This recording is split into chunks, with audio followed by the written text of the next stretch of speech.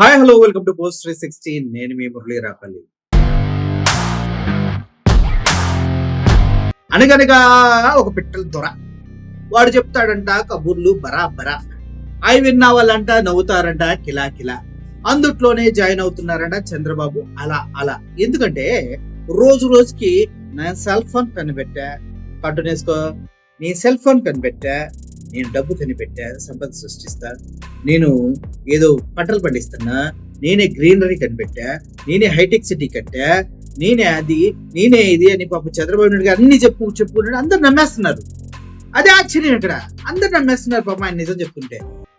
ఇక్కడ ఇప్పుడు ఇంకో హైలైట్ ఉంది. మనకు సెల్ ఫోన్లు ఉన్నాయి కదన్నా, ఆయన కనిపెట్టింది ఆయనే.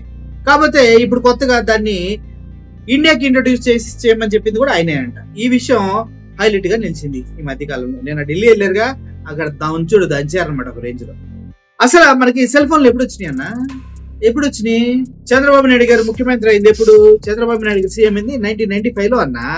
అయితే పివి నరసింహారావు గారు పిఎం అయింది 1991 లో అన్న. 1991 లో పిఎం అయిన ఆయనకి ఈయన 1995 లోనే సలహా ఇచ్చాడు. ఏంది అసలు ఇది నాకు అర్థం కాదు. అసలు there is no evidence of any such committee setup with Manmohan Singh. ఏం చెప్తుంది? ఒక కమిటీని వేసాము, దానికి సెల్ ఫోన్ అక్కడ నుంచి తీసుకొచ్చాము, అటన్ని ప్రజలకు అందించాము. అప్పుడు నన్ను చూసి నవ్వారు. ఆ నవ్వుని చూసిన తర్వాత అసలు నేను తట్టుకోలేకపోయాను. కానీ ఫ్యూచర్ ఇదే అని నేను ముందే ఊహించాను. ఇప్పుడు మూడు పెళ్ళం లేకుండా ఉంటాడు, పెళ్ళం మొగుడు లేకుండా ఉంటాడు, కానీ సెల్ ఫోన్ లేకుండా ఇద్దరు ఉండలేరంటూ మంచి కామెడీ కూడా చేశారు. వీటన్నిటిని ఐఏఎస్ ఆఫీసర్ ఒక అతను ఉన్నారు, పివిఎస్ శర్మ అని, గట్టిగా దంచాడు ఆయన ట్విట్టర్ లో. Lying is bad and lying for false self glory is even worst అంట. అయ్యా, అబద్ధాలు ఆడితే తప్పంటే నేనే అని కనిపెట్టా, అన్ని నాయే అని చెప్పుకోవడం అనేది అన్నిటికన్నా వరస్ట్ అని చెప్పి ఆయన పాపం చంద్రబాబుని వరస్ట్ అంటాం జరిగింది. అసలు ఇది తట్టుకోలేకపోతే. పోనీ చంద్రబాబు నాయుడు గారు ఏమన్నా కరెక్ట్ మాట్లాడారంటే, మొన్నటికి మొన్న అమ్మఒడి లోకేష్ బాబు బుర్రలోంచి పుట్టిందని విద్యార్థుల ముందు అబద్ధం ఆడాడబ్బా. అసలు ఎంత ఘోరమైన అబద్ధం అది. సర్లేండి, ఆ అబద్ధం పక్కన పెట్టేద్దాం. అయితే ఇప్పుడు దీని గురించి చూడండి చంద్రబాబు నాయుడు గారు ఏమంటున్నారు, ఒకసారి వినండి. Then I went to Honorable Prime Minister at that time. I requested him, China is moving very fast. Why can't you move? Then he asked us to constitute a committee. 2 members, myself and Honorable Finance Minister, both of us gave a report. That is how deregulation has come. Today, every ordinary man, wherever he is having a cell phone. Now, jokingly, I am telling today, with all meetings also, people heckled me at that time. Cell phone can give food.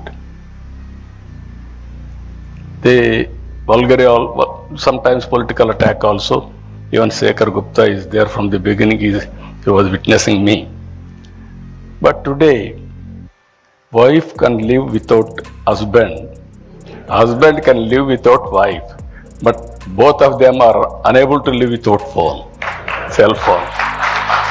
So విన్నారు కదా, China మనకన్నా ముందు పరిగెడుతుంది, మనం ఎందుకు వెనకబడాలి? Cell ఫోనే వాళ్ళని ముందుకి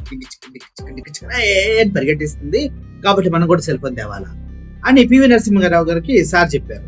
అది కూడా ఇప్పుడు సార్, ఈయన 95 లో అయ్యాడు, ఆయన 91 లో ఆయన ఉన్నాడు. అయితే ఇక్కడ అసలు విషయం, ఇండియాలో ఈయన రాకముందే సెల్ ఫోన్ వచ్చింది. ఈయన 95 లో ఈయన ముఖ్యమంత్రి రాకముందే సెల్ ఫోన్ ఉంది. ఇది ఇండియాలో మొట్టమొదటి cell phone call West Bengal CM Jyoti Basu, అప్పటి కేంద్ర మంత్రి, అదేవిధంగా టెలికాం మంత్రి సుఖరామ్ కు జూలై 31, 1995 చేశాడు. అంటే ఆలోచించండి, జూలై 31, 1995 లోనే ఆయన ఫోన్ చేశాడు. ఈయన 1995 లో ముఖ్యమంత్రి అయ్యి నేను చెప్పిన తర్వాత ఎప్పుడో వచ్చిందని చంద్రబాబు నాయుడు గారు చెప్తూ ఉంటారు. ఎలా సార్, మిమ్మల్ని మేము ఎలా తట్టుకోవాలి? మా వల్ల కావట్లేదు సార్. మీరు ఏది చెప్పినా కూడా అది నమ్మే అనిపిస్తుంది, కానీ వాస్తవాలు తెలియగానే అబ్బా ఇంది పెద్ద ఆయన ఇలా చెప్పాడే, దీన్ని ఇప్పుడు నమ్మాలా వద్దని ఖండించాలా?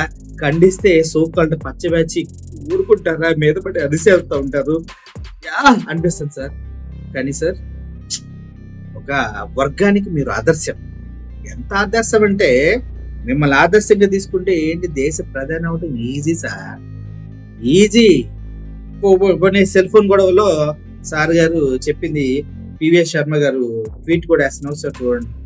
మొత్తానికి ఇదబ్బా, సెల్ ఫోన్ కూడా ఆయన ఇండియాకి రావడంలో చైనాని మనం దాటిపోవాలన్న ఉద్దేశంతో చంద్రబాబు నాయుడు గారే విజనరీ కాబట్టి ఆలోచించి ఆయన మనకి ఇంట్రొడ్యూస్ చేశారు. విజనరీ అన్నారు, ఒక పేరుతో కూడా ఒక పథకం సొంతగా చేసింది లేదు, మరి ఏంటో నాకు ఇప్పటిదాకా అర్థం కాదు. Thank you for watching this video. Murali signing off. Thank you so much.